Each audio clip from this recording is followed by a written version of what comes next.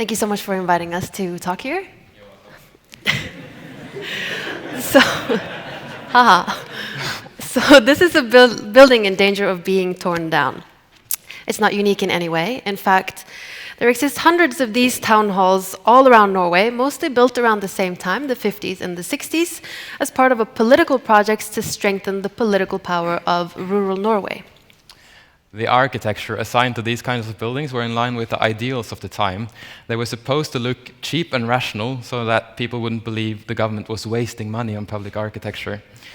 Now, in 2020, there was a bit of a political reform, and a lot of these bureaucratic centers were discontinued and are now left without a purpose. So as educated architects, we see some form of quality in this type of building, but as humans, it feels unengaging, uncomfortable, and uninviting. So our project became a sort of aesthetic exploration in search of the source of this unpleasant appearance and how to repair it. And we are here to share your findings. So we're traveling to the west coast of Norway. The project is located in the small town of Selje, with the old town hall prominently placed upon a hill overlooking the small center. It is the first thing you see when you arrive to town by the sea. And by its positioning, one would think this is an important building, yet in appearance, it is confusingly unremarkable. In fact, we found it a bit difficult to put in words exactly what this building does wrong. So as an exercise to understand this, we decided to replace it. If we replace our building with a building from the Bauhaus school, the plot feels like it's more looming over the small town, and you would think windows would create an open facade, but the resulting is really not that engaging. So how about the University of Oslo? Now the entrance is much more clear, but it is kind of grand in a way that makes us feel small, and we're quite sure that not many people will feel welcome into this building. And this is the old veterinarian high school from Oslo, and therefore, because of it has almost the same size as the last building, but this one feels much more inviting and less intrusive. So this was also something we wanted to explore. So going back to how it looks today, we at least now know that a building can be selfish, rejecting, and pompous, diminishing, welcoming, grand, or inviting. And it's safe to say that this does not fulfill its potential. We think this plot deserves a grander, warmer, and more welcoming building, going back to the idea of this being a building for the locals. The thing is, there is already a house there, and in this day and age, we can't just tear down any building we dislike anymore. We need to find out how to adapt, extend, and modify them to make them fit our needs and preferences. So what's the correct way to do all of these things? We don't really know. So we tried 3 different ways of working with it: the repair, the transformation, and the redesign. So the first thing we look at is what can we do when we just do the most necessary things. So again, we are dealing with a repetitive facade with little detailing, stark contrasts, and a kind of hidden entrance. It very much looks like an office building, and that's what it is. The format of the windows are slightly compressed, giving it this horizontal appearance, yet the kind of pilasters in between the windows pull it upwards, so it's kind of pulling and pushing in different direction, making the overall proportions a bit uncomfortable. So in the spirit of doing as little as possible, we suggest working only with colors to soften its appearance and just appearance-wise altering its proportions. Exactly. We decided on a monochromatic yellow palette, trying to make it appear more cohesive. And the darker window color alone here is kind of re-establishing the window format and also pushing it backwards in the composition, while the more now similar panel and wall color brings this forwards, and it also creates for kind of softer shading. So even though we think this reduces the harshness of the building, we still think it looks like an administration or office building. However, this is one of the most realistic ways of ensuring this building is allowed to continue its life and make sure we don't end up with generic apartment blocks on this plot. So even though this is the version we have done least, We think this might be the most important version because it shows that you can do very much with very little work. And rendering this in watercolor, I can say I almost became a functionalist myself because it's so comfortable only to draw straight lines and rectangles. However, we think this kind of insisting on the square format is this building's maybe main problem. Also that the door kind of diminishes or disappears in the composition. So for our first or next design, which is the transformation, we try to remedy just this.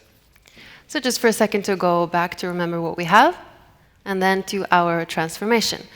So for our transformation, this is now a library, and we replace the windows, add insulation to the walls, and add a balcony on top of the entrance to make it more inviting and to bring attention to the front door. The colors we choose here are a variation on the old parsonage, which is located just next door, which we also believe could be a part of a kind of cultural park here.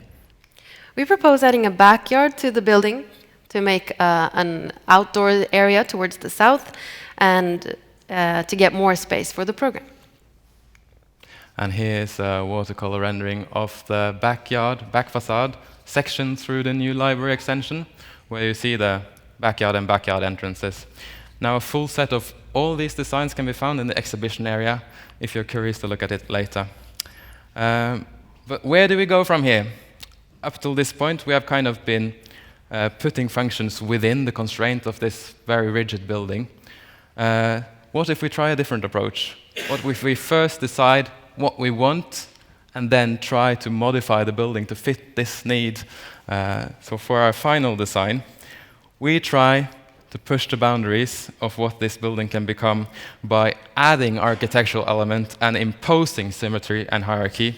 Our aim now to make this the most important building in town. So again, just going back to the original, and then to the new cultural center for Selje. The building has gotten small extensions in all directions, but still allowing the original volume to stay the same, keeping what was done well, which was the volume, in the original building. The tower, although more of a concept than a finished design, allows this building to be perceived as the most prominent building, and we think it elevates the feeling of the town center. Again, we change the windows, we add insulation to the wall and the roof, and we add extensions where they are needed. Right, like for this entrance situations, we're adding a much needed vestibule, and so it kind of greets the visitors.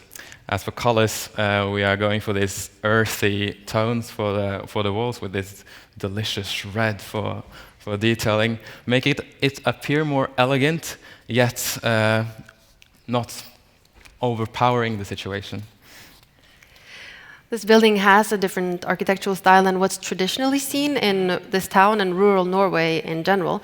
But because of the proportions and the way it's detailed and the colors we've chosen, the building still fits somewhat into its context. It's clearly something new. It has a way more formal appearance and a stronger presence, but it doesn't really feel out of place. And here, strangely colored, but a watercolor rendering of the section through the middle of the building, where you see a new theater hall appear in the one end, the library bookshelf tower rise in the middle, and here's the handicap toilet. So there you have it, the repair, the transformation, and the redesign. So we're not claiming that any of these is the definitive answer for what to do with the Selje Town Hall, but what we hope to show is that all three are valid architectural strategies and that aesthetics matter. Wrong page. Because if we disregard the way the buildings look today, we're just postponing the work to someone else, and I guess 50 years later someone else will have to fix the issues we created.